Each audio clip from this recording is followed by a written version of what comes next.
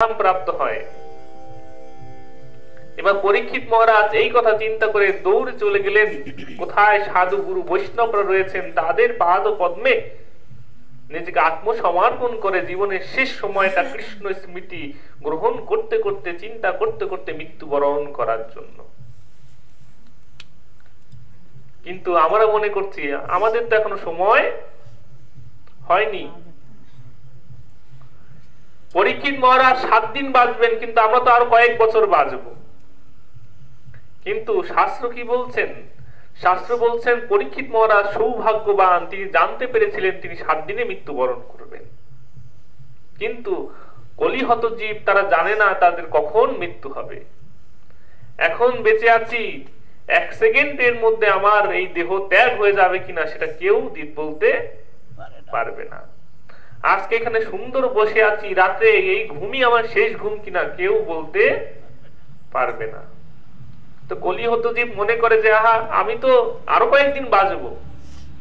কি মুশকিল, কি আজব! যেই ব্যক্তি মৃত্যুবরণ করলেন সেই ব্যক্তি মৃত্যুর 1 সেকেন্ড আগেও চিন্তা করেননি তিনি মৃত্যুবরণ করবেন। সেই ব্যক্তি মৃত্যুর 1 মিনিট আগেও তিনি চিন্তা করেছেন তিনি আরো অনেক কয়েক বছর বাঁচবেন।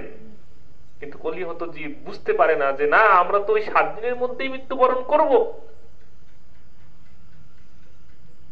আমাদের জীবন 7 দিনের মধ্যেই হবে, সেটা শুক্রবার হবে না শনিবার হবে আমরা কেউ জানি না। কোন 7 দিনের মধ্যে হবে এটা আমরা কেউই জানি না। তো এইরকম শ্রীমদ ভাগবত এ পরীক্ষিত মহারাজ আর শুকদেব গোস্বামীর মধ্যে কথোপকথন চলতে চলতে চলতে চলতে আজকে 3য় স্কন্ধে মা কপিল দেব এবং মা দেবহূতি এবং কপিল দেবের মধ্যে আলোচনা চলছে। তো আমরা একটু ভাগবত থেকে আস্বাদন করব।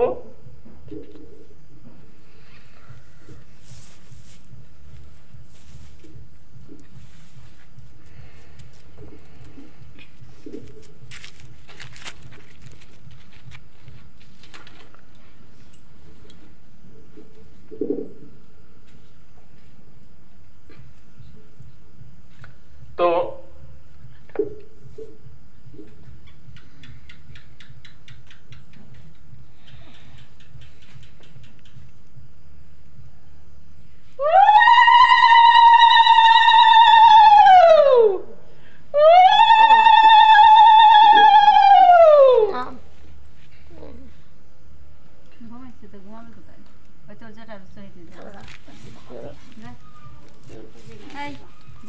এইরকম আস্বাদন চলতে চলতে আজকে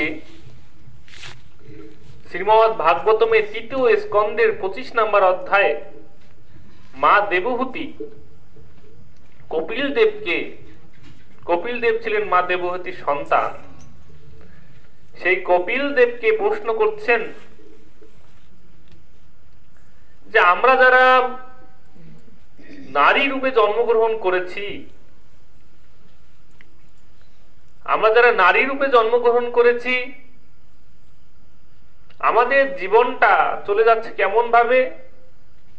যখন পিতৃগৃহে থাকি সেই পিতৃগৃহে পিতার পরিচর্যা থেকে শুরু করে এরপরে যখন স্বামীর গৃহে আসি সন্তান সন্ততি লালন পালন থেকে শুরু করে এই সংসারের চিন্তা করতে করতে আমাদের জীবন চলে যাচ্ছে। এইরকম মোহগ্রস্ত, এইরকম সংসারের প্রতি আসক্তি নিয়েই আমরা মৃত্যুবরণ করছি। যে এইরকম দুর্বল চিত্ত মোহগ্রস্ত নারী জাতি কিভাবে ভগবত চরণ লাভ করবে? দেখবেন এ জগতে যারা পুরুষ রয়েছে তাদের থেকে নারীদের কি মায়েদের সংসারের প্রতি চিন্তা বেশি। পুরুষরা এক জায়গায় গেলে চুপচাপ ঠান্ডা মাথায় সমস্ত কর্ম করতে পারেন, কিন্তু মায়েরা কি চিন্তা করেন?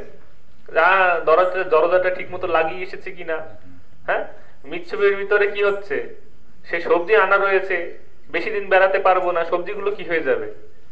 নষ্ট হয়ে যাবে। ঠিক আছে, তো এইরকম কি হয়, এইরকম পুরুষের থেকে নারীদের সংসারের প্রতি আসক্তি বা টান, আসক্তি বললে আপনাদের খারাপ লাগতে পারে, যদি টান বলি তখন তাহলে ভালো লাগবে, যে সংসারের প্রতি টান কি মায়েদের বেশি থাকে। তো মা দেবহূতি তিনিও একজন স্ত্রী, তাই তিনি কপিল দেবের কাছে জিজ্ঞাসা করছেন, ও হে কপিল, হে মুনিবর, তাহলে এই হেন দুর্বল চিত্ত মোহগ্রস্ত স্ত্রী জাতের কিভাবে কি পন্থায় ভগবৎচরণ লাভ হবে?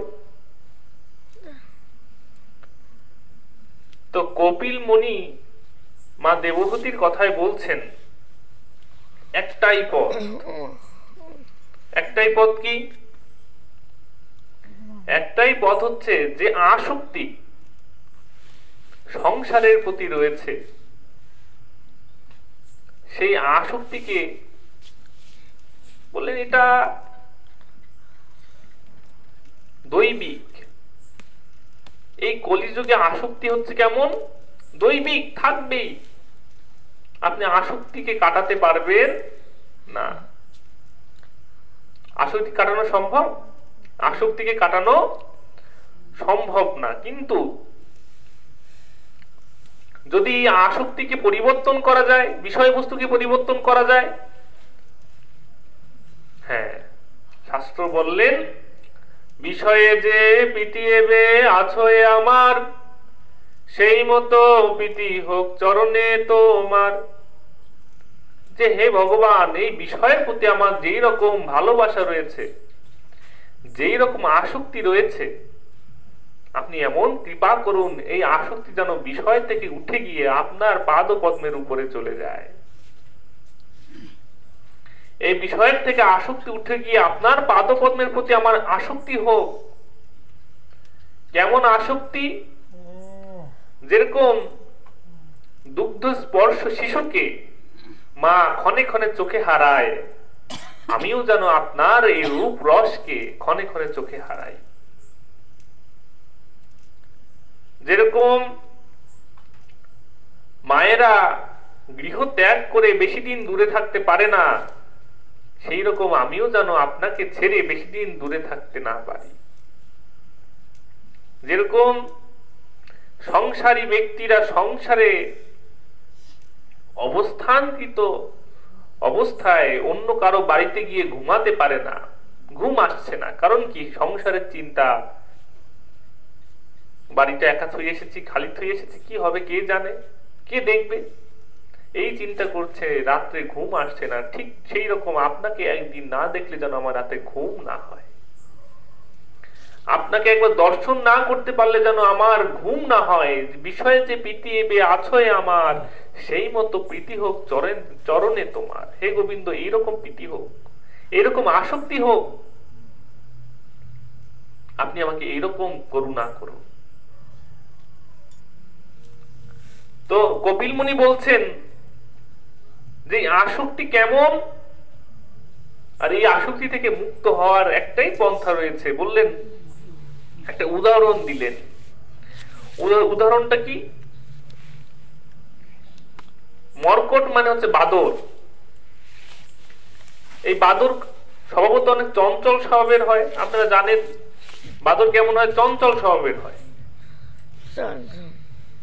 কিন্তু এত চঞ্চল হওয়া সত্ত্বেও মানুষ তাকে কিভাবে ধরে বলতে পারবেন আপনারা? একটা মাটির হাড়ির মধ্যে, সরু মাটির গলার হাড়ি, তার মধ্যে হয়তো বা কিছু বাদাম বা কিছু ছোলা, এর ছোলার প্রতি, বাদামের প্রতি বাদরের খুবই কি হয়? আসক্তি, খুবই মানে পছন্দের খাবার। মানুষেরা করে কি? এই ছোলা বা বাদামটাকে সেই সরু হাড়ির মধ্যে রেখে দেয়, বাদরকে দেখি, আর ওখান থেকে দুটো কি করে? ছোলা বা বাদাম তার দিকে পিকে মারে। যখন ওই দুটো বাদাম খেয়ে এই বাদর দেখতে পারে না, না এ তো খুব সুস্বাদু, আর সে দেখছে কিভাবে কি করছে এই মানুষটা, অনেকগুলো সেই বাদাম এই সরু হাড়ির ভিতরে রাখছে। তো এই বানর কি করে, সেই সরু হাড়ির ভিতরে হাত ঢুকিয়ে ওই বাদামগুলো কি করে মুঠ পাকিয়ে নেয়। এবার হাতটা সরু ভাবে ঢুকেছে, মুঠ পাকিয়ে নিলে তো আর বের হচ্ছে না, বের হচ্ছে? হ্যাঁ, বের হচ্ছে না। এই সুযোগে শিকারীরা কি করে, তার উপর একটা জাল ফেলে দিয়ে সেই বাদরটাকে ধরে ফেলে। কেন ধরে ফেলে? কারণ সে ওই হাতের মুঠটাকে আর ছাড়তে চায় না। বাদর যে ওই মুঠটাকে ধরেছে ওটাকে আর ছাড়তে চায় না, তাতে যা হয়ে যায় ওই মুঠটাকে আর ছাড়তে চায় না। বলছে যে এই আসক্তিও আমাদের জীবনে এই রকম, আমাদের আসক্তি থেকে মুক্ত করে দেবে এমন কেউ নেই এই জগতে, এমন কেউ নেই যে আপনাকে আসক্তি থেকে মুক্তি করে দেবে, মুক্ত করে দেবে। আসক্তি থেকে মুক্ত কেমন হওয়া যাবে? যদি এই বানর যদি এই পদ্ধতি থেকে মুক্তি পেতে চায়, নিজে যদি ইচ্ছে করে হাতটা ছেড়ে দেয়, তাহলে কি করতে পারে? এই ধরা পড়া থেকে বেঁচে যেতে পারে। ঠিক আমাদের জীবনটাও সেই রকম।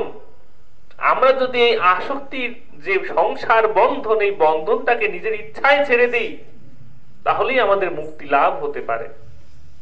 কিন্তু আমাদের আসক্তি এত চরম পর্যায়ে, প্রাণ চলে যাচ্ছে, তবু এই এক মুঠো সংসারের সুখকে ছাড়তে চাইছি না। এর জন্য অবশেষে কালের করাল গ্রাস, এই গ্রাসে আমরা গ্রাসিত হয়ে যাচ্ছি। যদি চিন্তা করি কি করার জন্য এসেছিলাম, তখন আপনারা সবাই বলতে পারবেন, কৃষ্ণ ভজিবার তরে সংসারে আইনু, মিছে মায়ায় বদ্ধ হয়ে বৃক্ষ সম হইনু। হে ভগবান, কৃষ্ণ সেবা করার জন্য, আপনাকে সেবা করার জন্য এই জগতে এসেছি, অন্য কোনো কর্ম সাধন করার জন্য নয়। এই সংসারের দাসত্ব করার জন্য আমি এই জগতে আসিনি। কিন্তু হ্যাঁ ভগবান, এই সংসারে এসে আপনাকে আমি ভুলে গিয়েছি। এই সংসারে এসে আপনাকে আমি ভুলে গিয়েছি। আমি আমার প্রকৃত জীবনের অর্থকে ভুলে গিয়েছি। যখন এইরকম বলছেন, তখন মা দেবহূতি বলছেন যে আসক্তি তাহলে কিভাবে জন্মাবে, আসক্তি কিভাবে জন্মাবে? তখন কপিল মুনি বলছেন যে আসক্তি জন্মানোর একটাই পন্থা রয়েছে, হে মাতা, যদি কেউ শুদ্ধ চিত্তে ভগবত ভক্তের সঙ্গ করে। সাধু সঙ্গ সর্বশাস্ত্রে কয়, লবমাত্র সাধু সঙ্গ কৃষ্ণ প্রাপ্তি হয়। সমস্ত শাস্ত্র, সমস্ত বৈদিক শাস্ত্র কি করছে? সাধু সঙ্গের কথা বলছে। কেউ যদি একটু সাধু সঙ্গ করে কোন রকম ভাবে, তার কি হয়ে যাবে? সে তৎক্ষণাৎ কৃষ্ণ পাদ পদ্ম লাভ করবে। নিতাই গৌর প্রেমানন্দে, হরি হরি বল।